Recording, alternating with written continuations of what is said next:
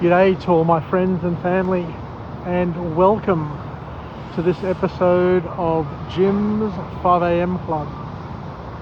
It's Saturday. I'm down here at Darling Harbour, just in front of this development site that Mirvac will be transforming into a new business district over the next 2 or 3 years. And I must say that this autumn day is absolutely spectacular.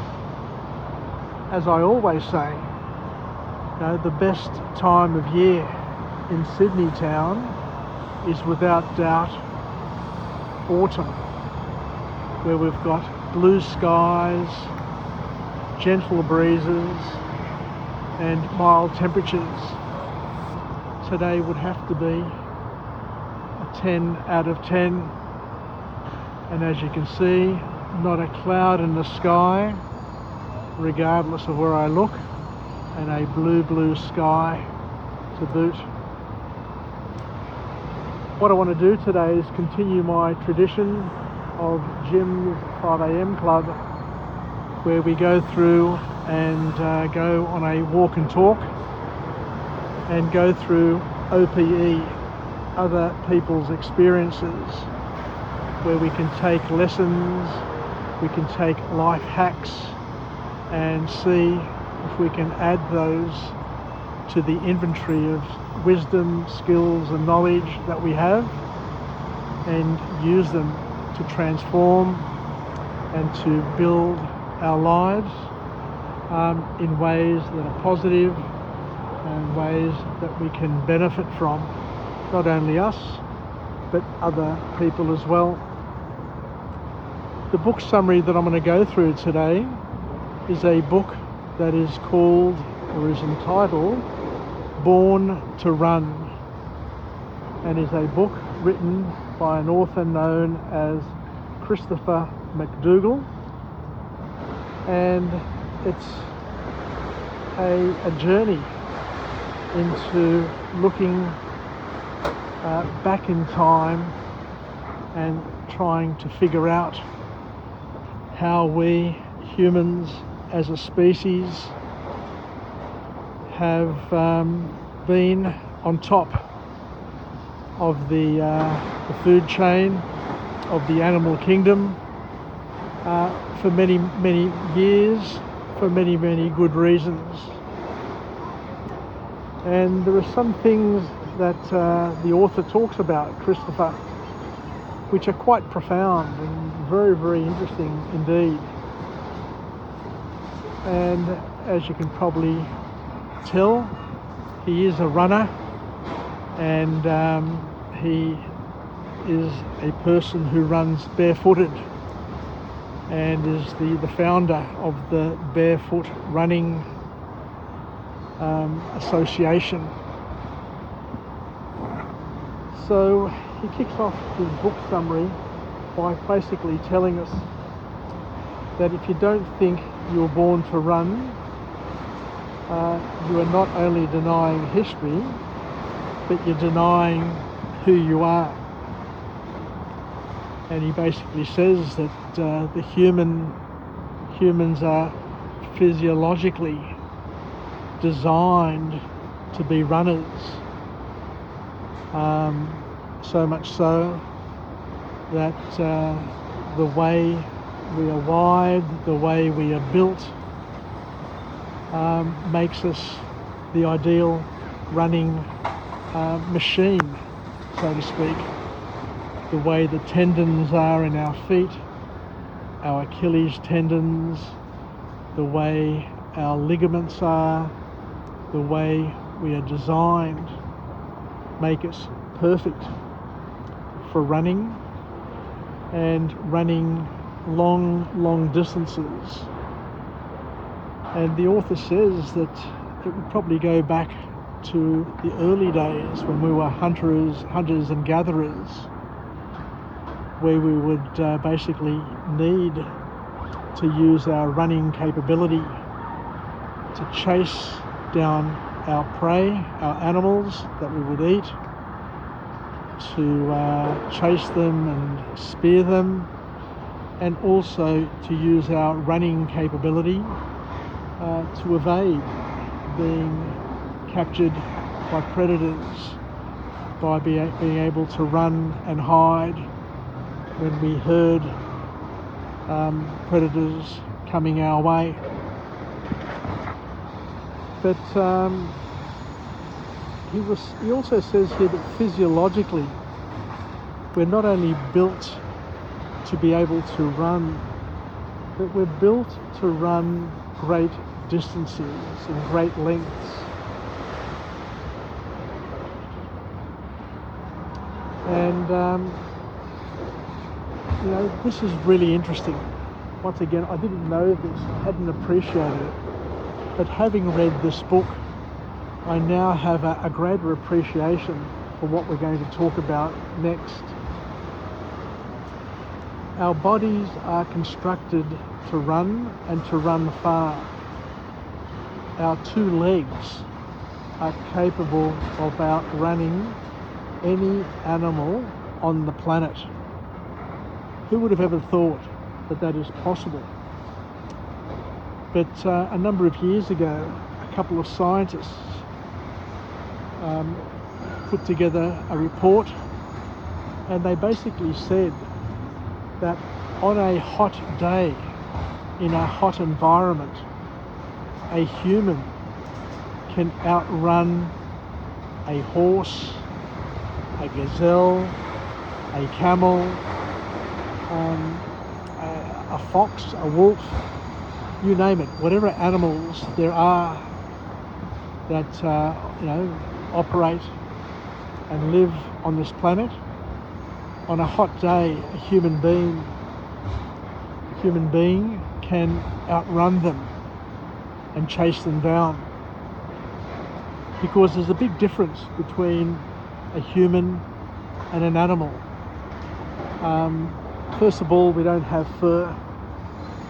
Our bodies allow us to sweat, to be able to dissipate the heat in an effective way.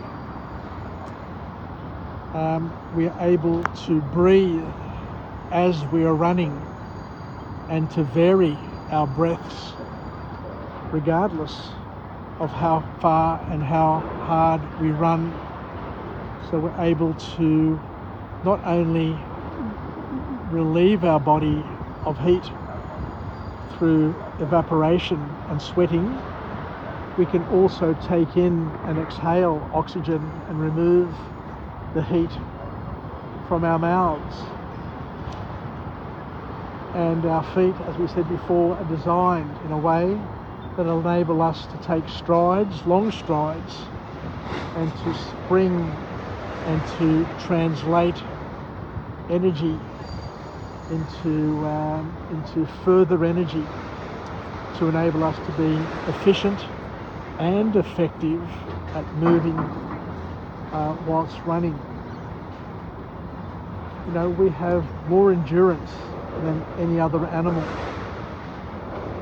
And as I said before, on a hot day, a man can outrun a horse in a marathon, because animals are really, really good at moving quickly over short distances. And as I said before, an animal can't breathe like a man or a woman or a human breathes. We can breathe and vary our breaths depending on the requirements. But animals, when they breathe, can only take one breath per stride, and hence they are limited. And because they don't sweat, or even if they do sweat, they don't sweat effectively and efficiently, then they tend to get very, very hot, very, very tired, very, very quickly. A horse can run and can out-sprint us, but after about 2 or 3 kilometres or 2 or 3 miles, I think the measurement is, then they get tired and they get hot and they need to stop or they need to reduce their speed. Otherwise they'll overheat and collapse. So a really powerful concept, and when you add to it that human beings can think, can plan, can organise themselves, then you can understand that our ability to run and to run long distances and to cooperate and collaborate with other human beings enabled us to be top of the food chain, because we could chase down, we could trap, we could corner animals and then use weapons to kill them. So a real interesting way of thinking about things. And once again, just to top it off, we can regulate our heat and temperature through sweating, whereas animals don't have that luxury. And we can, as I said, regulate our breathing, and we are designed in a way which make us the ultimate and the most effective running machine on the planet.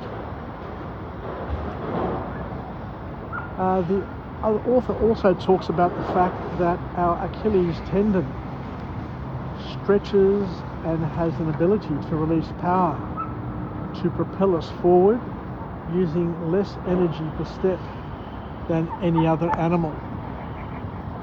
So once again, a very, very interesting look into how we are wired, how we are made, and we are made different from other animals, but we are made different in a positive and in a productive way to enable us to be king of the jungle, so to speak. The author then goes on to talk about running, and he says that if we run barefooted, it's better for us because it's natural and better for your feet. The disadvantage about using running shoes is that running shoes stabilise the feet too well. They're too effective in the way they stabilise people's feet when they're running, because when we run, our foot rolls in pronation, which acts as a shock absorber for our lower legs and also for our back. Shoes, in fact, inhibit movement, and the muscles in our feet lose strength.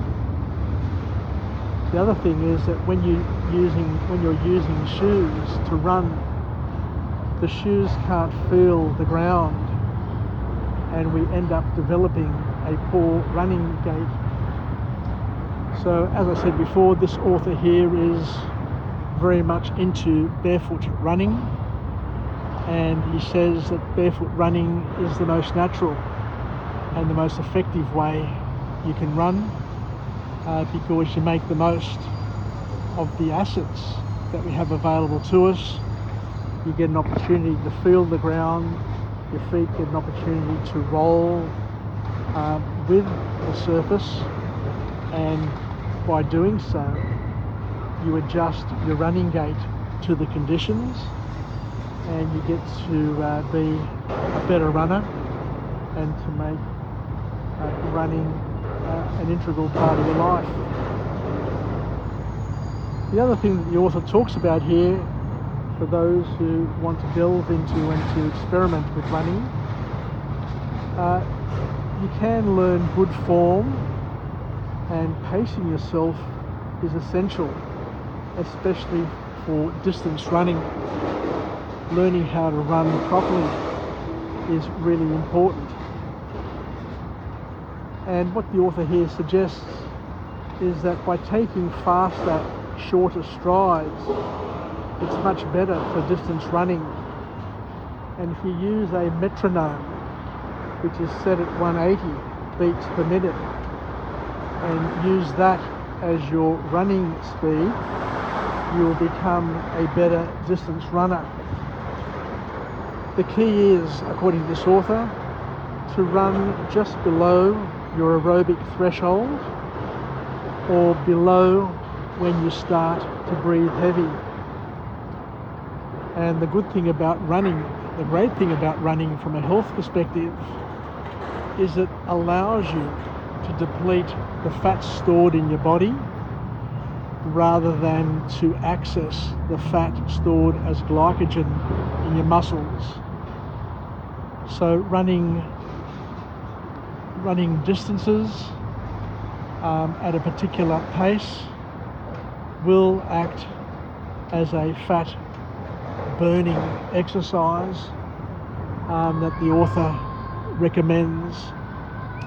Anyway, I think I'll leave it there. So not a long video, a shortish sort of video today, but an interesting topic, a topic that I hadn't really appreciated, the fact that human beings are so efficient and so effective with running that it has actually shaped our growth and development, and it's been an important part of the evolutionary path that humans have taken, but to also appreciate and to respect that it's a gift that is being granted to us by God, our Creator. And I guess the big call to action is, if you can run, then you should run, because we have been designed as runners. So take care, everybody. Wishing you all the best, and make the most of the rest of this beautiful day and this time of year where the weather is absolutely sublime. I reckon there are more 10 out of 10 days in autumn here in Sydney than any other season of the year. Take care, wishing you all the best, and bye for now. Just as an aside, what I would like to do is just add a little story and tack it on to the end of this YouTube video that I've produced, and just talk to a point regarding running as an experience that I have had over the years. I have been a runner at different times throughout my life, and I remember when I was 35, I ran a half marathon, which required me to train over and over again to build my skills, my fitness, and to build up an ability to be able to run the 20 or so, 21.2 I think it is, 21.2 kilometres. So I trained up to 15 kilometres, thinking that the last 6 were going to be relatively easy. But what I did find was those last 5 or 6 kilometres are really, really hard. Very, very hard.